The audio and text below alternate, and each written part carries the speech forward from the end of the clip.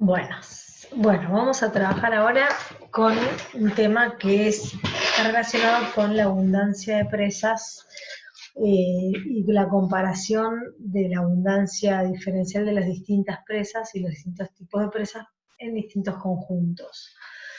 Cuando hablamos de abundancia de presas pensamos en la variación en la fauna a través del tiempo, si hubo cambios en la diversidad taxonómica o en la riqueza taxonómica, o si hay diferencias entre dos conjuntos, o dos sitios de dos ambientes distintos, o dos sitios del mismo ambiente. Y los índices de abundancia comúnmente utilizados son el N-taxa, que es la riqueza taxonómica, el índice de artiodáctila, índice de animales pequeños, índice de peces, diversidad taxonómica, heterogeneidad u homogeneidad.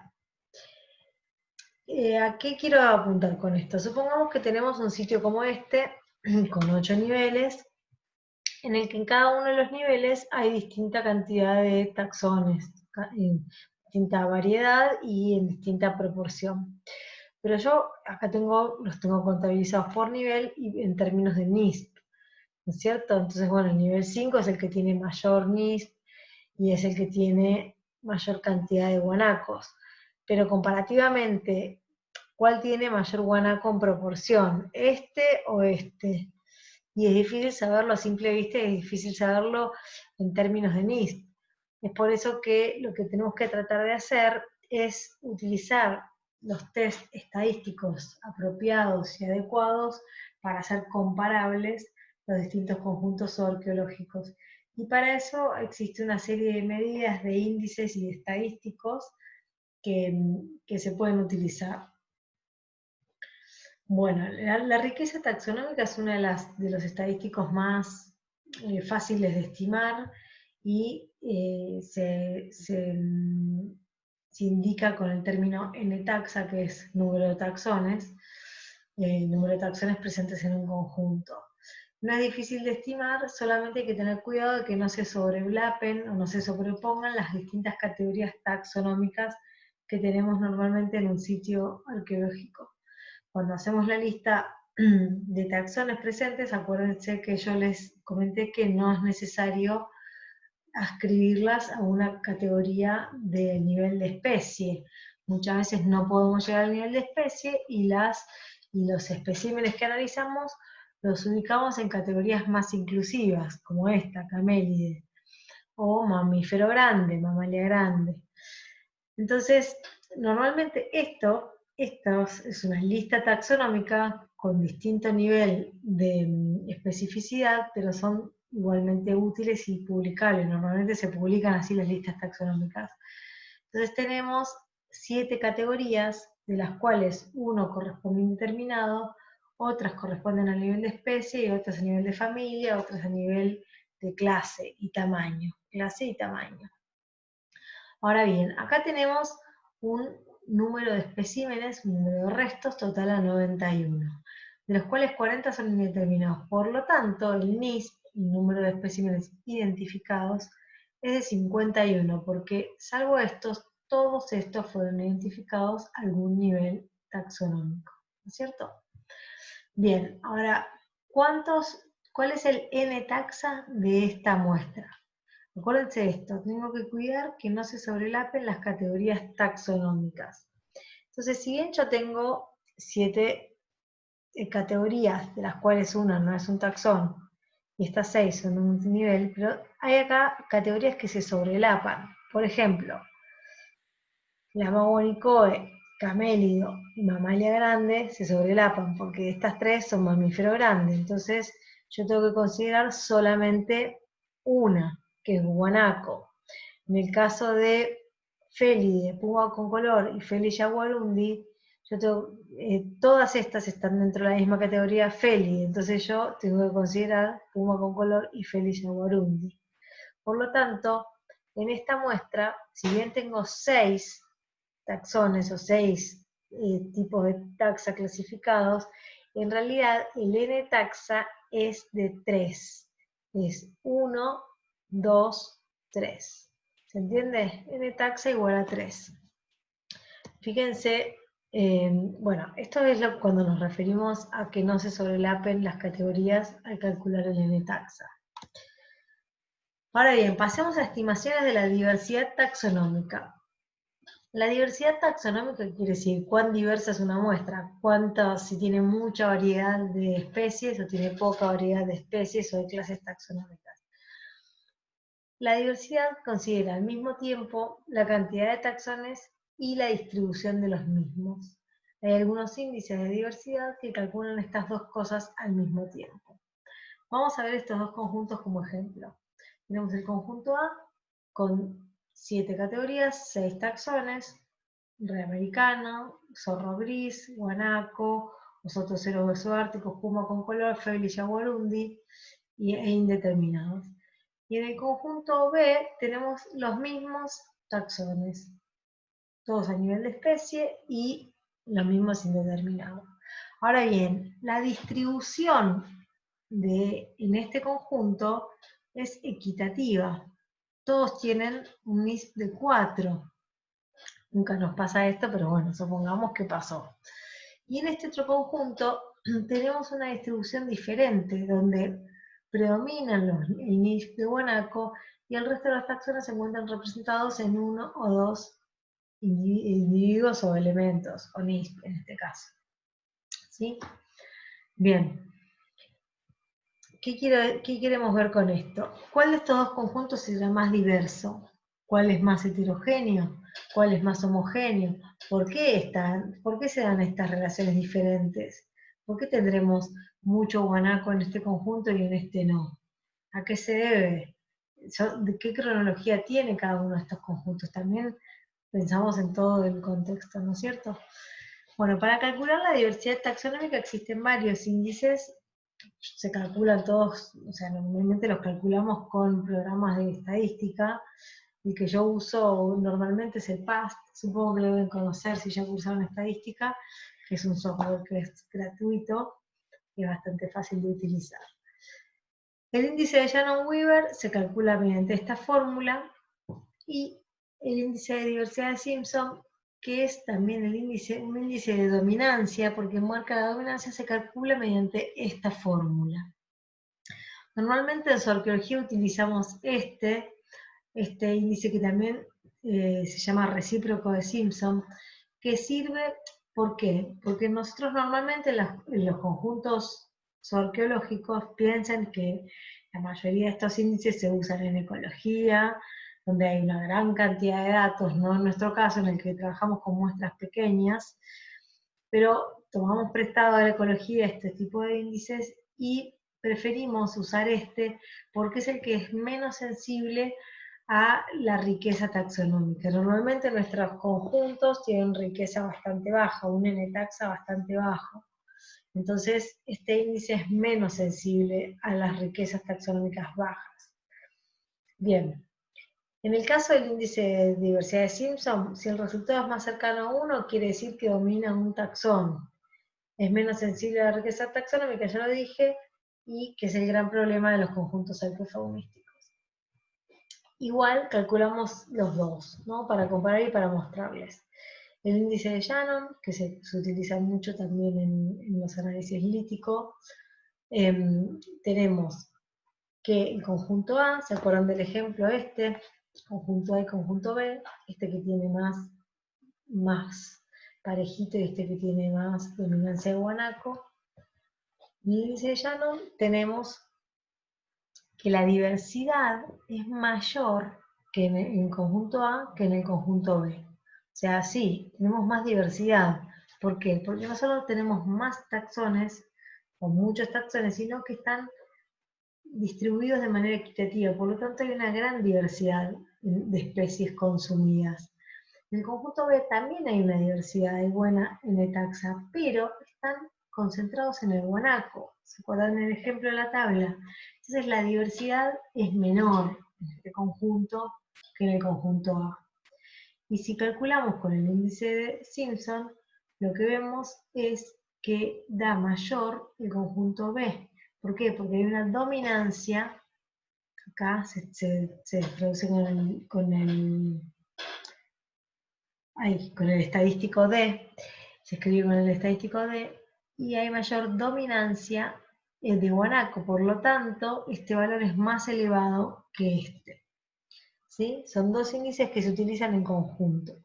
Cuando uno calcula con las abundancias taxonómicas, calcula todos los índices. Hay que tratar de presentar la mayor cantidad de índices posible que estén relacionados con la pregunta de investigación, ¿no? Obviamente. Bien, otro de los análisis que hacemos es calcular la equitatividad, justamente si los taxones están distribuidos de manera equitativa o no equitativa.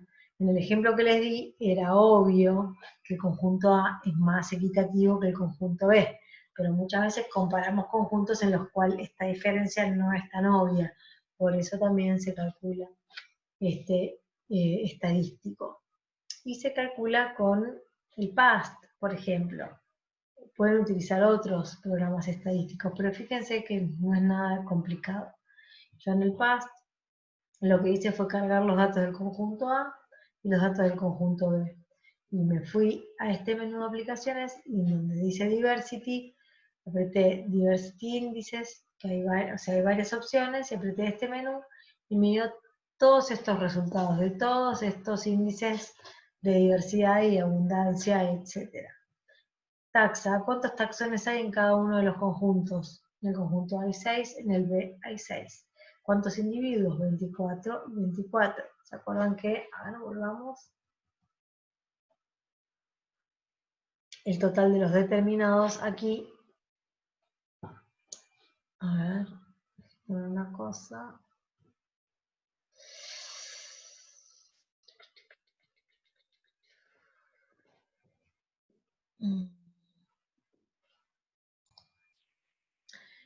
El total de los individuos era de 24.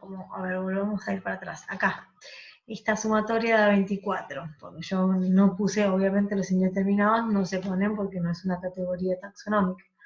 Bien, el resultado del índice de dominancia, que es otro índice, el índice de Simpson, el índice de Shannon, el IBNES, que es la equitatividad, y otros índices que yo particularmente no utilizo.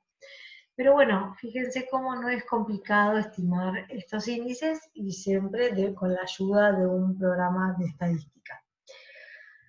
Bien, otro tipo de índice o otra forma de ver la abundancia relativa de taxones es, muchas veces encontramos que se calcula el índice de Artiodactyla, o la proporción de guanaco, o el índice de peces, o la cantidad de animales pequeños, el índice de animales pequeños, o el índice de la expresa que querramos calcular.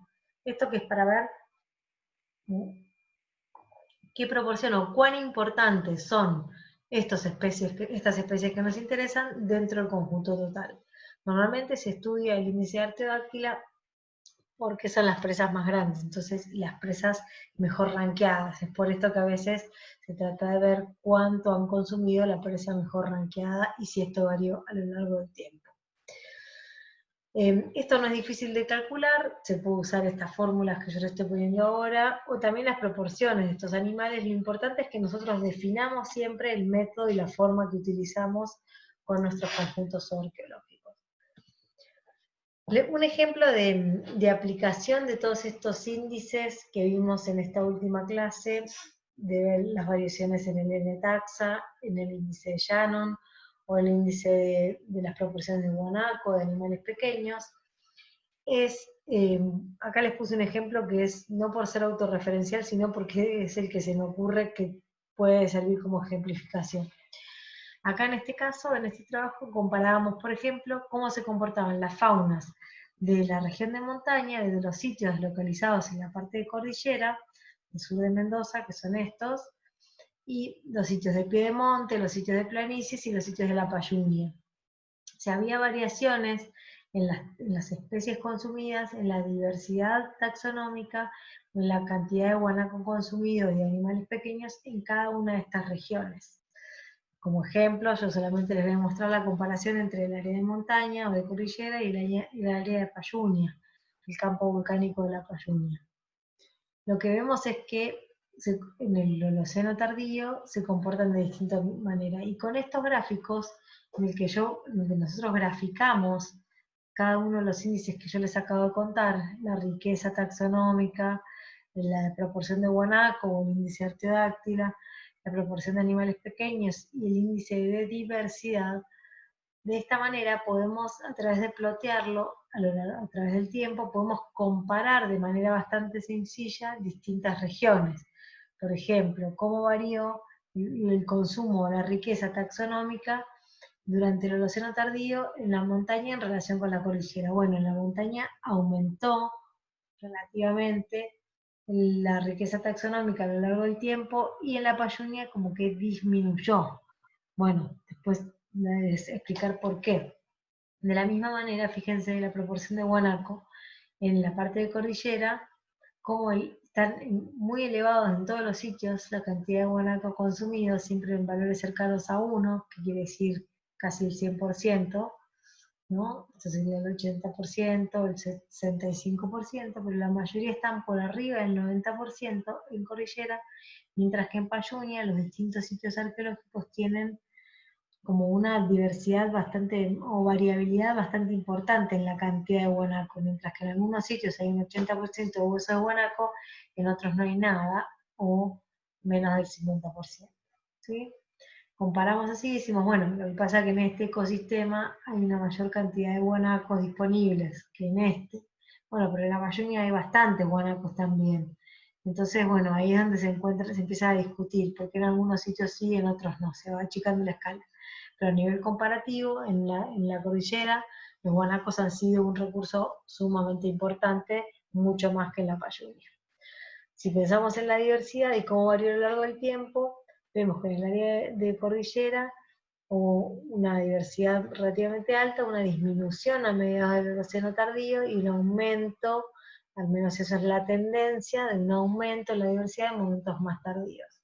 Lo contrario se observa en la Payunia respecto a la diversidad. Y así podemos comparar los distintos índices. Bueno, este es solamente un ejemplo de cómo comparar estos índices en escalas espaciales más amplias, pero también se puede utilizar lo mismo a escala de sitio y comparar, en vez de montaña y Payunia, comparar unidad A y unidad B, o nivel 2 y nivel 6, por decir un ejemplo.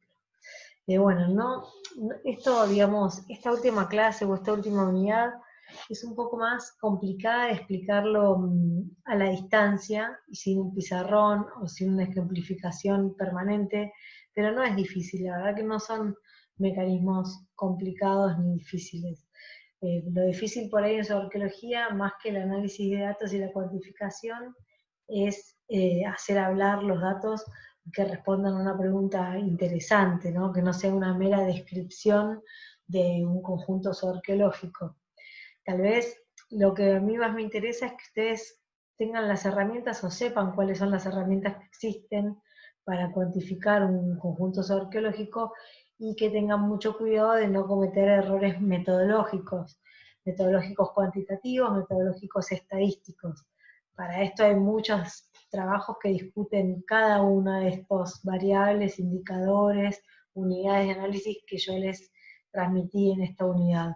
Pero bueno, si bien acá han tenido una muestra un poquito pequeña, los que vayan a hacer su arqueología sepan que tienen que profundizar las discusiones sobre cada uno de estos elementos para el análisis arqueológico. Bueno, espero que no se hayan aburrido tanto. Cualquier cosa, estoy a su disposición.